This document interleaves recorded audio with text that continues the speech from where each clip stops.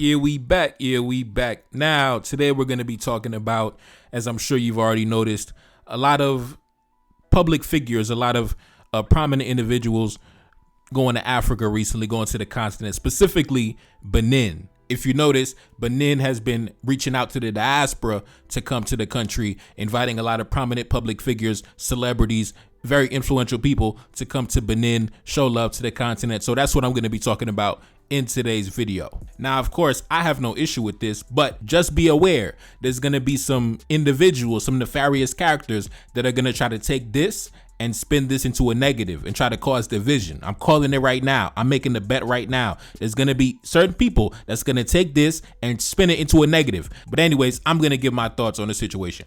Now, the first person I seen was Ciara. A couple weeks ago, I saw Ciara.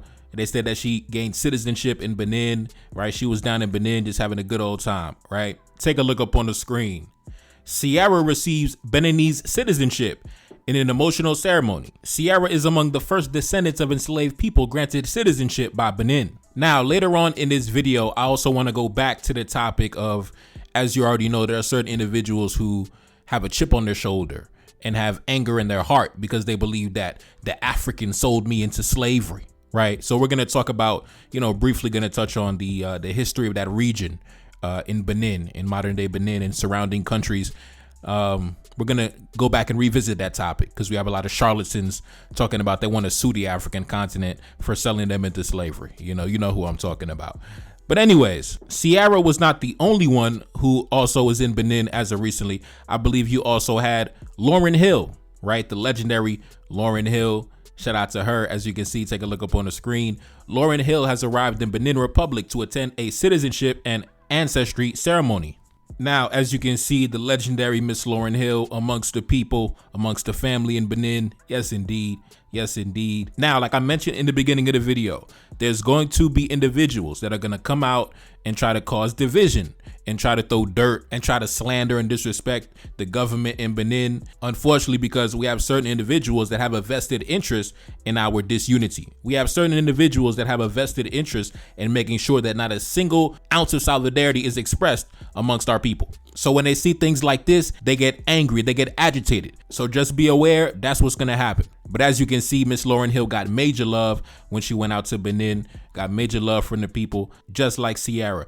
And in fact, recently I saw a clip, Earn Your Leisure. I'm sure some of you guys probably heard of them, Earn Your Leisure. They did an interview on the Breakfast Club where they were also talking about everything you see going on over here as well. I'm going to jump into that clip. Let's get into it. Actually going to Africa tomorrow. Yeah, tomorrow. We're going tomorrow. Africa. Yeah. Y'all going to Ghana again? We're going to Benin, Yeah. and then we're going to Ivory Coast. What y'all doing up there? We got invited by the government of Benin. Yeah. I don't know if you saw, but they recently, Ciara got citizenship. Yes. Yeah. So they really want to, that's the crazy thing. That's the crazy thing about, there's a big notion of, Africans don't like black people from America. Mm-hmm. That's not true. Of course you're going to find one or two people, but, they how can we tap in with y'all? How can we, attract more people? How we can attract more investment? How can we get more tourism? This is something that these governments are actively trying to do. Ghana did a great job of it, but they're not the only country. We went to Rwanda. Mm-hmm. We went to Kenya. We're going to Benin. We're going to Ivory Coast. This is all invitations from private sector and the public sector. Nice. Come, work with us. We want to have you guys here. So I just want to dispel that rumor because that's something that has been permeated of they don't even like us. They don't even like black Americans. Not true. Yeah. That's not true. Yeah, it's crazy. So those trips that he's talking about, while we were there, people were trying to invite us to their country. So Uganda was on the list. South Africa was on the list. They saw that we were coming there and they respect us from the platform that we built in America. And they're like, you guys are here for business. And we want people to know that there's business taking place. Now, Benin, it's their Independence Day. The president's like, you guys need to come. The Ciara thing happened last week, but they're like, I want you to see what Independence Day looks like here. I want y'all to be a part of it, and I want y'all to show people that there's business here. Same thing in Ivory Coast. This was somebody in the business world that's like, I love these guys. Can they come while they're on this side of the country, side of the world? And we're like, of course, we're here. Let's do it. And mind you, these aren't even English-speaking countries. They speak French. All right, we back. Now, in recent times, I've seen Benin has definitely been stepping up their efforts and reaching out to the diaspora. I remember earlier in the year, Tony Mix, probably the biggest DJ, the biggest Haitian DJ in the world. I saw he was going out to Benin to shoot a music video and to collaborate with the artist that's popping over there, right? And that That's when I first noticed, like, okay, so Benin is definitely reaching out, definitely trying to make moves, reach out to the diaspora. And, you know, shout out to the Minister of Culture, the Minister of Tourism, the Minister of Culture, because, you know, he's definitely putting in work, right? That's why they pay you, bro. What's his name? Jean-Michel Abimbola. Yeah, that's why they give you the money, bro. That's why they pay you. As the Minister of Tourism, Culture, and Arts, yes, I got to admit, he's definitely doing the goddamn thing.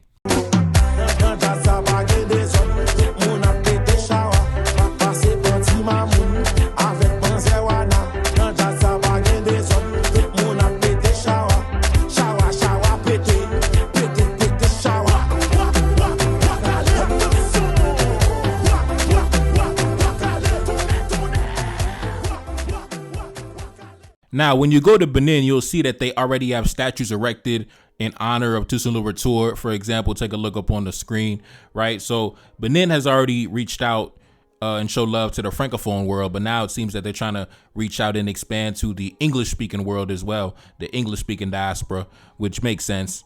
And not only do they have statues erected in honor of Toussaint, but they also have statues erected in honor of Dessalines as well. Take a look up on the screen. This was an article from a couple years ago. The inauguration in Benin of a historical sculpture in honor of Dessalines. And when you go to Benin, you'll see that on certain days like Haitian Independence Day, you'll see that Dessalines, you know, he gets his honor, veneration, and his commemoration from our family over in Benin. And the reason why they pay homage is not only because of what they accomplished in the fight for freedom, but also because these men actually have connections to that landmass. For example, Toussaint Louverture, it is said that his grandfather is actually royalty from the kingdom of Alada. And then, of course, as we already know, the woman that raised Dessalines was actually from the kingdom of Dahomey. And all of those kingdoms are in modern day Benin. So that goes back to what I said before about the charlatan that wants to, you know, sue African nations for selling him into slavery, right? This narrative that those of us in the diaspora were simply innocent victims and innocent bystanders, and those on the continent were criminals that sold us into slavery. That's a very convenient and one-sided narrative. You know, a lot of charlatans try to pass that off as historical facts, but that's not the reality, especially when it comes to that area of modern day Benin and the surrounding countries. That was a very militarized zone during that time. You know, centuries ago, that was a very militarized zone with many different kingdoms and many different regional powers that were battling for supremacy in the region. At different times, you had different kingdoms that was dominating the region. Very early on, you had the kingdom of Alada. That's where Toussaint Louverture came from, right? You had the kingdom of Alada that was dominating the region. They were the dominant force. They controlled the interior and the coast. And then shortly after that, you had the kingdom of Ouida that ended up overtaking the kingdom of Alada as the dominant power along the coast. And then after that, you had the Oyo, the kingdom of Oyo that rose to power. And they came with the cavalry and started smacking everybody up. Then after that, you had the kingdom of Dahomey, the underdog, who was originally getting smacked up by everybody, getting smacked up by the kingdom of Ouida, getting smacked up by the Oyo. And then they went from being the underdog to becoming the dominant power in the region, right? They began to fight back, strike back against the Oyo. They conquered the kingdom of Ouida, right? They became the dominant power in the region. They began smacking everybody up. You see, at first, they were the ones getting bullied around. They were the ones getting pushed around. Then they began to rise to power. They began to dominate and they began to attack their enemies. And that was simply the reality of life in that region. Like I said, that was a very militarized zone with many different powers competing for supremacy, right? Different kingdoms battling for power. And then, of course, this was aggravated by the Europeans who were flooding the area with weapons. Take a look up on the screen. Gunsmiths in Birmingham alone were exporting muskets to Africa at the rate of between 100,000 and 150,000 a year.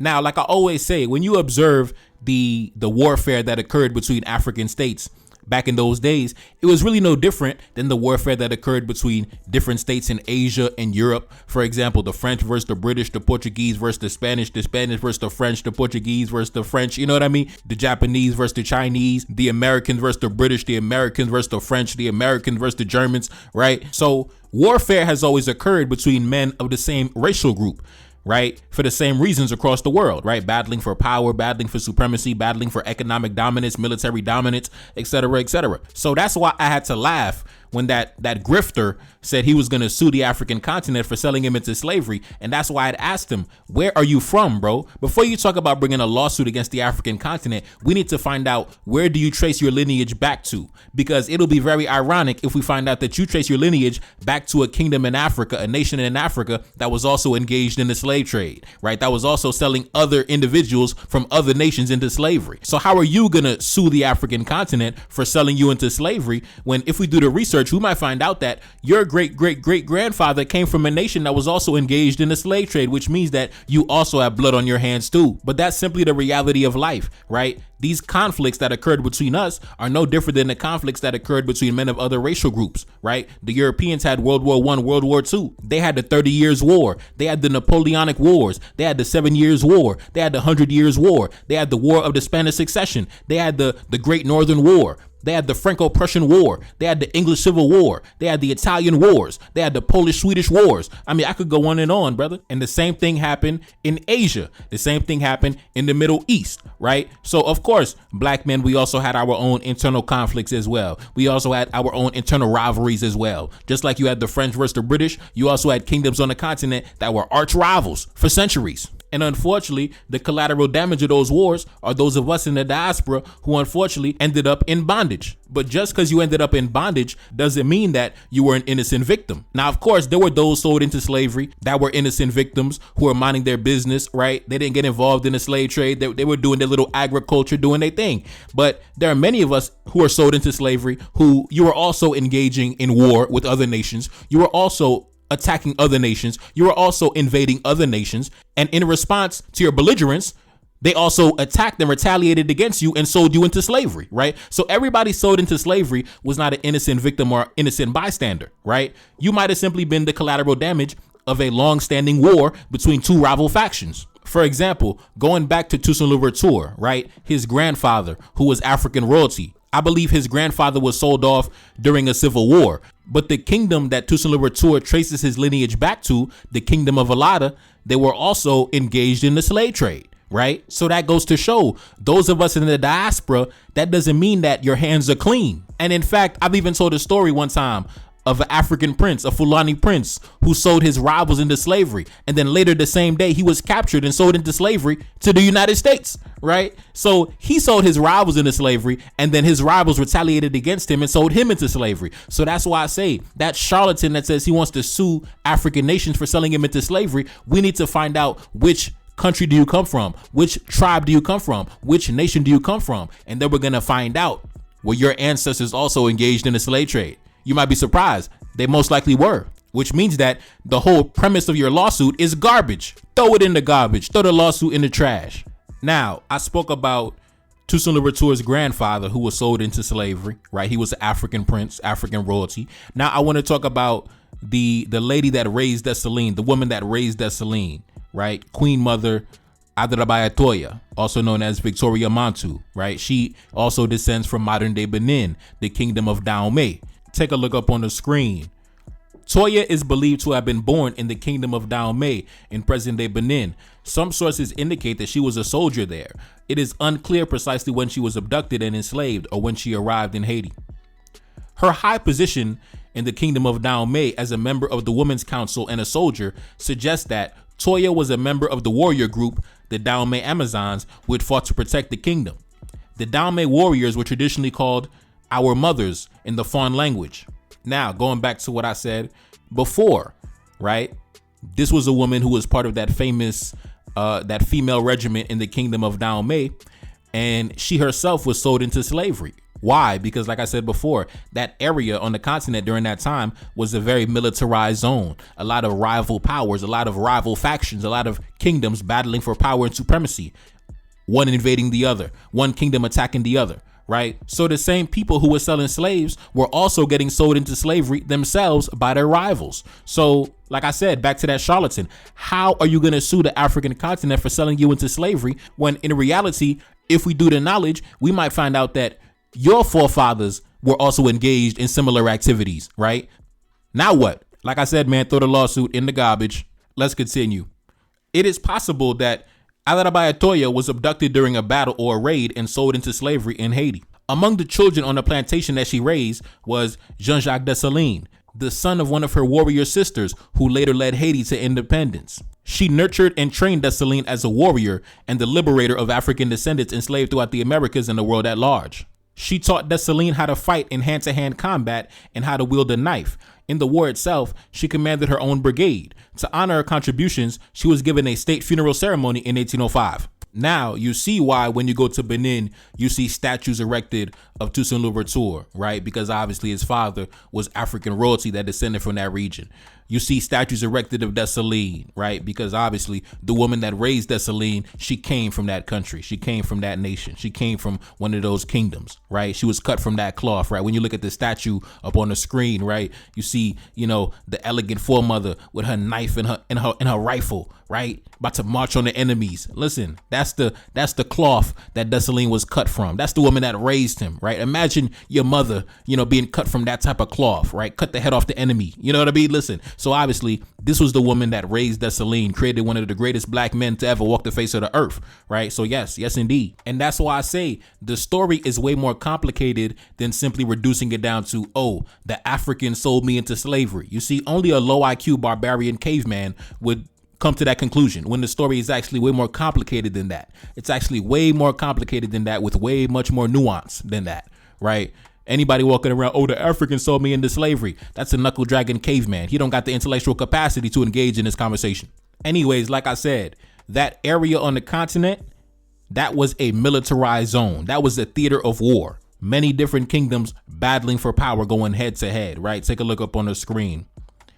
Originally part of the kingdom of Alada, the city of Dahomey went on to become the capital of a new kingdom, the kingdom of Dahomey, which grew strong enough to challenge the nearby Oyo kingdom, with Dahomey finally vanquishing it and establishing itself as the main kingdom in the region. Now, like I said before, originally in that area, you had the kingdom of Alada that was dominating the landscape, right? Then the kingdom of Ouida began to rise to power, smacked them up. Now they began dominating the landscape, right?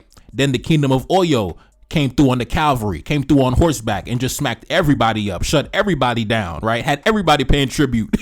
You feel me? The kingdom of Oyo had everybody paying taxes. Then after that, you had the kingdom of Dahomey, like I said, the underdog who was getting bullied by everybody in the region. Then they became the dominant power and began smacking everybody up, had everybody paying taxes, right? Take a look up on the screen.